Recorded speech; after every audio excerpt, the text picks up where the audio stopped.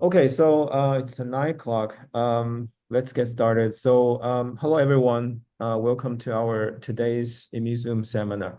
So, I really thank everyone again to be with us during the weekend. Of course, also a big thank to our today's speaker, Dr. Chang Hao, from Mount Sinai.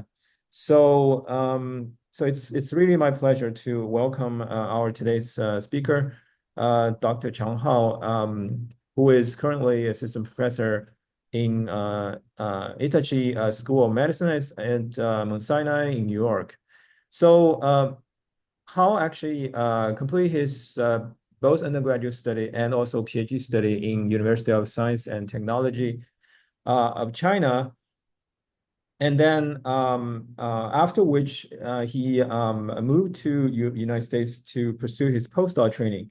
So first of all, he actually did his postdoc in Department of Genetics in Yale. And then afterwards, he moved his lab to Mount Sinai in Department of Neuroscience to complete his postdoc training. So from this year, actually, Hao was promoted into assistant professor position in Mount Sinai. So Hao actually most interested in studying the neural connections which enable communication between the brain and the different organs or peripheral organs in the body. And more specifically, he has been developing approaches for imaging intra organ peripheral cells in vivo, and then including but not limited to neuronal activity. So the general long-term goal for Hao is try to develop ways to tackle into neural circuit and then to overcome emotional and immunological disorders.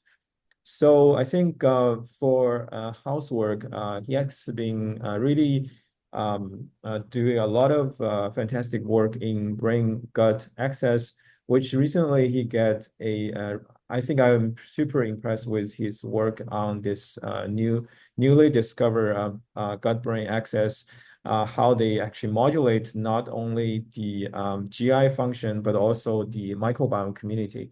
I think it's really my pleasure to hear his recent work and share with the community. And then for that, really appreciate Hao for sharing your work with us today. And then we are very much looking forward to your talk. Please go ahead. Thank you. Thank you for Professor Wu's introduction. And hello, everyone. My name is Chang Hao. I'm now a research assistant professor at Icahn School of Medicine at Mount Sinai. First, I would like to thank you all for joining this presentation. Thanks for the organization of the ImmunoZoom meeting and also Professor Wu. And I'm very grateful for this opportunity to present my recent work here. Today, we'll be exploring the topic of the subcortical control of the peripheral immunity. Specifically, we'll discuss how the stress can impact the brain circuits and in turn affect the peripheral the peripheral immune systems. And the body-brain communications is the body-brain communication is becoming one of the hottest field now. When we talk about the body-brain communication, actually we are talking about two pathways. The first pathway is what we call the top-down control pathway, in which focus on how the changes in the brain can influence on the internal organs, such as the gastrointestinal system, the lungs, the heart, and the kidney, and also how it influences on the immune system, such as the lymph nodes, the bone marrow, and the spleens. And also the brain can also have a lot of influence on the gut microbiome changes, populations, and also the microbiomes around our bodies. The second pathway is what we call the interoception pathway, which investigates how these peripheral signals, such as the pathogen infection, and also the food digestion, the nutrition absorption, and a lot of internal hormones secretion. how this kind of signals are transmitted to the brain, and how these kind of signals directly and indirectly affect our behaviors. Today, we'll focus on the top-down control pathway, specifically exploring how these stress-related changes in the brain impact on the immune system. It is known for a long time that the negative psychological states can affect the immune system. So prolonged psychosocial stresses such as maternal separation, bullying at school, or a number of animal models of stress can increase the vulnerability to disease, which is well documented in literature for a long time in humans, in non-human primates, and even in rodents. One possible explanation for how this chronic stress negative impact on the immune system is the dysbiosis in the gut microbiome. For example, a reductions in the endogenous probiotics bacteria such as lactobacilli may contribute to an increased risk of infections in individuals undergoing chronic stress states. How do changes in the psychological states negative impact on the gut microbiome? In this project, we focus on a specific brain region specific region of the brain, the central amygdala, located in the temporal lobe for two reasons. First, the central amygdala is heavily involved in the emotional states such as stress, depression, and panic. Second, our previous research indicated that the central amygdala plays a significant role in controlling the parasympathetic systems, in particular the vagus nerve. The central amygdala directly innervated to the nuclei of the solitary tract, the NTIs, and through its innervation, the central amygdala influence on the neurons in the dorsal motor nuclei of the vagus, the DMV, which are crucial for establishing and maintaining the mucosal barriers in various body regions, including the gut. So we hypothesize that the activity of the central amygdala could lead to the changes of the gut microbiome, increase the vulnerability to pathogenic invasions, and thereby contributes to various of diseases.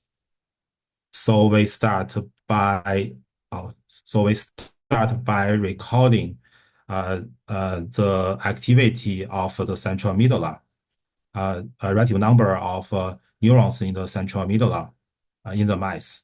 These mice were either allowed to move freely in a plastic tube, serving as a non-stress animal, or were restricted in a tube for 6 hours per day and over 7 consecutive days, creating a chronic restrained stress model. We found a significant reductions in the activity of the central amygdala in the chronic stressed animals. This suggests that the diminish of the activity of the central amygdala is really related to the chronic stress stimulation. So we also calculated the firing frequency of the neurons in the central amygdala. It is obviously that the firing rate in the central amygdala neurons has been significantly decreased in both acute stress and chronic stress animals. It is very interesting that even before we put the mouse into the chronic stress, the restrained plateau, even the baseline after acute stress and chronic stress is lower than the normal controls. That means actually after the stress treatment, the central amygdala would have a tonic inactivation state, which cannot be rescued even without the restraint. So we hypothesize that the reduction in the centromedulla activity can cause a decreased activity of the vagus branches that innervate to the mucosa surface of the intestine. And we also hypothesize that the reductions in the centromedulla activity would lead to the decrease of the mucosal secretion, resulting in the changes in microbial population in the gut. So to confirm these two hypotheses, we measured four features related to the gut microbiome and immunities in different groups of the animals. The first parameter is we measure the total numbers of endogenous lactobacilli in the gut. And second, we also measure the gut permeability. We use the for kilodalton dye, FITC, dextrin, and to infuse it in the lumen of the gut to measure the gut permeability in the blood circulations. We also measured the pathogenic invasion ability. At the same time, we also measure the spleen morphology to see if it will be influenced by the different kind of conditions. So based on the previous studies, chronic stress affects the overall population of lactobacilli in the gut. Lactobacilli are commercial bacteria which were very important for establishing and maintaining the healthy gut barrier. It is believed that the metabolites released by the lactobacilli enhance the gap junction proteins in the freely moving animals. The levels of the lactobacillus was as expected in male and female. However, the levels of lactobacilli were dramatically decreased in chronic stressed animals. Uh, um,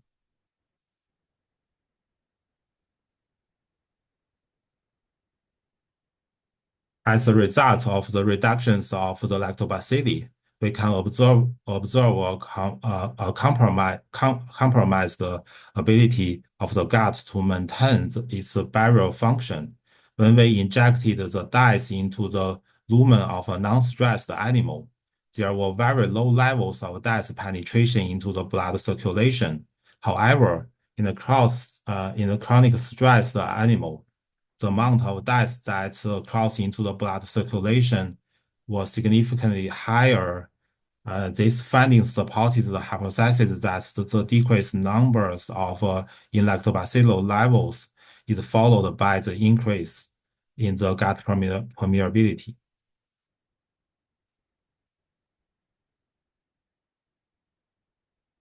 We then test whether the increasement of the gut permeability would lead to the pathogenic bacterial cross from the gut lumen into the blood circulation. When we inoculate non-stressed animals with conditional pathogenic bacterial Staphylococcus xylulus in the gut, we cannot detect any bacteria in the blood circulation.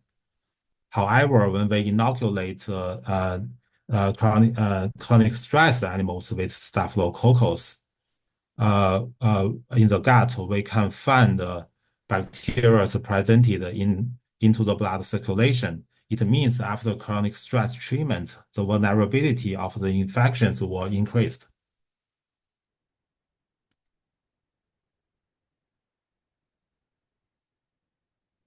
Consistent with these findings, when we examined the size and volume of the spleen in these animals, we found that in a non-stressed animal, the spleen has a normal morphology. However, in a chronic stressed animal, we found that the size and volume of the spleen was significantly reduced. Thus, we observed a clear decrease in the spleen size and reactions to chronic stress. So this is also very easy to explain because we know after our body suffer pathogenic evasions, actually the whole sympathetic system are all overactivated, which include the celiac ganglion.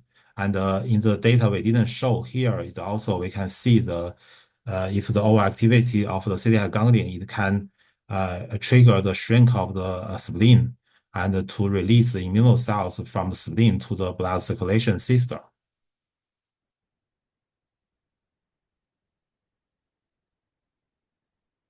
So the next question was whether the central medulla activity is connected to these phenomena. To explore this, we use chemogenetics to modulate the central medulla. Chemogenetics is a technique that allows for tonic activation of a population of neurons in the brain. We express the dread protein HM3GQ into the neurons in the central medulla. The expression of the HM3GQ is shown in this red. Here you can see that the central medulla is heavily labeled by this red fluorescent proteins. And we can also see that the medulla fibers innervate surrounding the dorsal motor nuclei of the vagos. The green color was the antibody staining of the false expression. We can see in the central medulla after chemogenetics treatment, we can see the false expression signals are very high in the central medulla. And at the same time, we also checked the the neurons in the vagus nuclei, which include the NTIs, hypostrema, and also the dorsal motor nuclei of the DMV, of the vagus DMV. So we can see a sizable population of neurons in the vagus nuclei also are also heavily activated under the chemical genetics treatment. So this result indicated that the activation of the neurons in the central medulla can induce the activation of a population of neurons in the NTS and the DMV. Here shows the results of the 4 parameters for gut microbiomes and immunities. We observed that the endogenous lactobacilli was significantly decreased after tonic suppression of the central medulla. Additionally, the gut permeability was significantly enhanced. The gut permeability of the the gut permeability in these chronic stress animals plus CEA central medulla tonic activation were totally decreased in these conditions. And we also see a slightly but significantly I'm sorry. We also see we all know that in the chronic stress, actually the activation of it can induce the staphylococcus to cross the blood barrier to go to the blood to cause the gut barrier to go to the blood circulation. But if we at the same conditions we activate the central medulla, we can see the staphylococcus cannot go to the blood circulation. Actually, we cannot detect any bacteria in the blood circulation. And we finally also checked the morphology of the staphylococcus population, the spleen size, and we found the morphology of the spleen. And we found if we tonic activation of the central medulla, the spleen size can be rescued compared with the chronic stressed animals. So on the contrary, so if we tonically suppress the activation of central medulla even without the chronic stress stimulation, what will happen if we also test these 4 parameters? We also express another dread protein, the HM4DI, into the neurons in the central medulla. After the chemogenetic treatment, we can see that we also use the false antibody to label the false expression in these neurons. So after chemogenetic treatment, we can see that the activation of the neurons in the central medulla were totally suppressed. We also checked the vagus nuclei, which including the NTIs and also the DMV. We found that both the neurons in NTIs DMV were tonically suppressed. So here shows the results of these 4 parameters under the conditions of non-stress animals, but with a tonic suppression of the central medulla neurons. We observed that the endogenous lactobacilli was significantly decreased after the tonic suppression of the central medulla. And at the same time, the gut permeability was significantly enhanced. And we also see a slightly but significant increasement of the pathogenic bacteria that can cross the barrier and goes into the blood circulation. But this kind of increasement compared with chronic stress is not that huge, which means actually the chronic stress might have some other mechanism, like the hormone mechanism, can influence the gut permeability, maybe can break the gut barrier. And finally, the spleen size can also be the size and the volume is also decreased in this central medulla neuron tonic suppression conditions. So our next step was to understand how the amygdala influence the gut. We show great interest in the duodenal gland with the name of the gland of Brunner or Brunner's gland because it is only the submucosa gland in the small intestine where the vagus nerve could heavily innervate. The middle graph shows the first hand.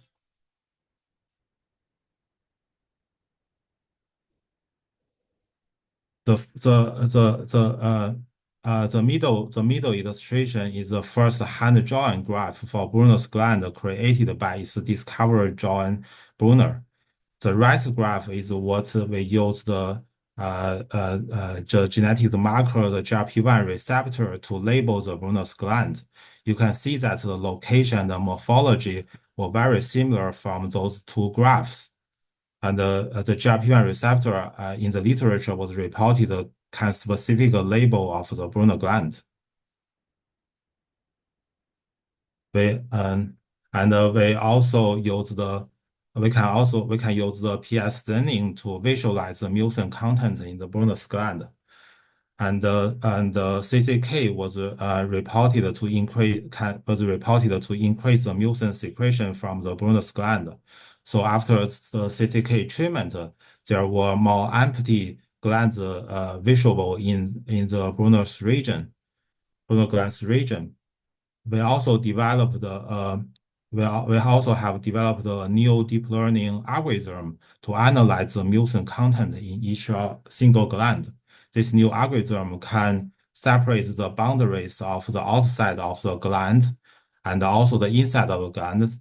As the example of this donut, you can see the algorithm can easily separate the boundaries of the outside and also the inside.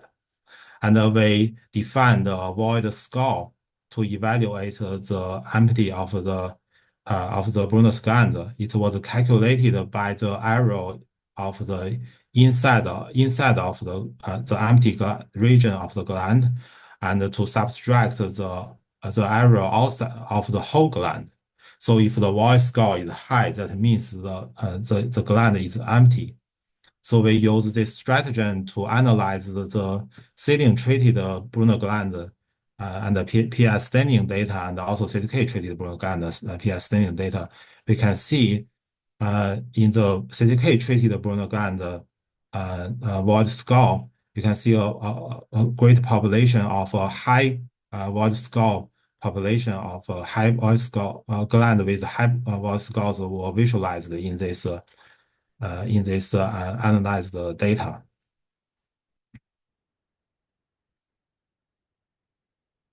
So we use this new technique to evaluate the functions of a Brunner's gland in different conditions. We found that the void score of the Brunner gland in both acute and chronic stress, chronically stressed animals was significantly lower than a normal control. And this phenotype were also as similar as if the central medulla was inhibited but without stressed animals. And if in a chronic stress animal, if we tonic using chemogenetics tonic activation of the central medulla neurons, we can see the void score became dramatically higher than only the chronic stress and even the non-stressed animals. So we also tested both male mice and female mice. We didn't find any gender differentiation between them. So the next question is, does there exist a neural circuit that the neurons in the central medulla really control the Brunner's gland while the parasympathetic system? So we use the PRV tracing to study this question. Here is the details of how we achieve this tracing experiment. We inject the query-dependent PRV into the Brunner's gland region of this GRP1 receptor cray mice. And after 4 days, the mice were userized and the brain was sliced for confocal imaging. We found that many brain regions were labeled by the PRV, which include the NTS, DMV, also loccoculus, and also the insular cortex, the ambiguous LRT, PVH, PSTN. Also, the central medulla is heavily labeled by the PRV signal, and also BST and also PEG. And we also did a similar experiment, but in lobotomized animals. We also inject the query-dependent PRV in the Brunner gland region, but we cut the vagus nerve from the brainstem to the gastrointestinal system. And after 4 days, almost all these brain regions were cannot be seen in these animals, especially for central medulla. There are almost no signal in it. We can only see the ambiguous and LRT have strong signals because ambiguous and LRT are more related to sympathetic pathway.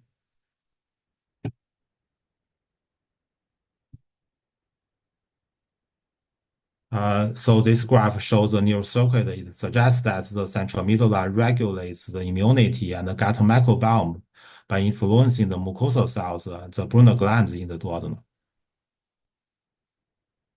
And so the circuit would allow the central medulla via the parasympathetic vagus nerve to release the transmitters into the Brunner's gland, and the Brunner's gland will release the mucin that are very important for lactobacillus colonization and proliferation. And when the central medulla is surprised by the and the vagus nerve would be surprised too, it will cause a decrease in amount of the mucin and then cause a surprise of the localization and the proliferation of lactobacilli. The lack of lactobacilli combined with the lack of mucin will finally lead to the detrimental impact into the gut barrier. Let us see the detailed localization of the Brunner's gland. The left graph represents the transversal sections of the Brunner's gland. It lies over the duodenum. This is the tissue section corresponding to this illustration, and this is a 90-degree size comparison. So we can see the mesenteric layer is on the outside of the gut, and the Brunner gland just inside in the submucosal region. And there's inside the gut lumen where the Brunner gland release mucin into. What is interesting by tissue-specific labeling the terminals of the vagus efferents nerve, we found that the Brunner gland were heavily innervated by the vagus nerve. You can see the yellow dots represents each terminals from the vagus nerve. But on the contrary, there were not many innervations of vagus efferents nerve to the V-line. This results indicated that the levels of the vagus control is unique to the Brunner's gland. It's not seen in other mucosal cells such as goblet cells that was innervated in the intestinal valence that was innervated or controlled by the vagus efferents nerve. So this is how it looks like in humans. The Brunner gland is very interesting because it only exists in lactating mammals. This is a section from the pediatric patient, and when we scan for the nerve terminals, you can see the green color. The gland of the human are heavily innervated by the nerve terminals too. And these results indicated that they seem to be a highly preserved system that along the central medulla, the brain, or maybe at least the vagus nerve to control the mucosal secretion in the duodenum. So what will happen if we surgically lesion the Brunner's gland in the lactating animals? It will as the phenocopy of chronic stress animals. So we have developed a technique to specifically ablate the Brunner's gland. We also use the GRP1 receptor mice to cross with the ROSA 26 LOXP stop LOXP DTR mice. And we did a tissue-specific injection of the DTX in the Brunner gland region. You can see in these confocal images, after the injection of DTX, almost all the Brunner gland cells were killed. And this is the below is the GRP1 positive neurons. We all know actually the GRP1 receptor can also label a large number of enteric neurons in the gut. But this is just a layer above the Brunner gland. You can see the neurons can also exist in this condition, which means actually the surgery is only the surgery is very clean. It only kills the Brunner cells, but without any other GRP1 positive cells.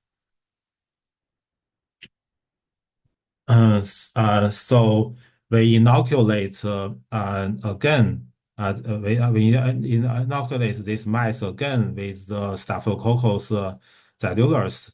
We see that basically all the BJ DTX mouse will eventually die within 5 days, whereas this does not happen to animals who have a Brunner's gland. When we culture the Staphylococcus in the blood samples of these animals on day 3, we see a very dramatically increase in the number of Staphylococcus in the blood circulation. So the gut permeability and the protections of these animals is very severely impacted by the removal of this gland. We observed a significant phenotype in the Brunner gland lesion animals, which is not phenocopied from the chronic stress animals, which is the isolated colonic mucosal lymph node fasciitis are obviously enlarged in the Brunner lesion animal. This might be related to the gut diabasis and over inflammation in the colon. We also use the set-off to analyze the immunological profile changes with or without the Brunner's gland. And you can see actually this is the immunological profiles changes. You can see actually compared with the control, the populations of a lot of cell types, immunocell types, all changes in this condition in the Brunner lesion animals in both bone marrow, spleen, and mesenteric lymph node. We also test whether these changes in this immunological profile after the Brunner gland ablation appears to parallel findings in human subjects undergoing resections of duodenal bubbles. As I described before, actually Brunner glands is located in duodenal bubbles, but we cannot do a tissue-specific lesion of Brunner gland in humans. So we reanalyzed the human patient with duodenal tumors and before and after surgery. Some of the tumor is very close to the duodenal bubble, so you have to remove the duodenal bubble. Some is a little far away. You don't have to remove the duodenal bubble. We compare these two groups of patients and found the immune profile have a very significant group effect between Brunner lesion, keeping and removal patients. So although this is not specific to Brunner gland, but these observations also suggest that the duodenal bubble is a site of the immunomodulation in the humans where the Brunner gland is located. To study this system in vivo, we set up a system where we could perform in vivo calcium image in the gland. We can also simultaneously record the vagus nerve in the brainstem. We can also do in vivo calcium imaging of the gland and do the electrostimulations in the central medulla and also in the vagus nerve simultaneously. So we can start the brain-gut interactions in vivo using this system. So using this system, we checked if the central medulla really can control the Brunner's gland directly. So after we provide a pulse stimulation into the central medulla, and we can see the dramatic calcium transit activations in the Brunner's gland. And using the same system, we checked if the vagus can activate the Brunner's gland directly. We implant the wire to attach the vagus nerve close to the vagus branches to the gastrointestinal system.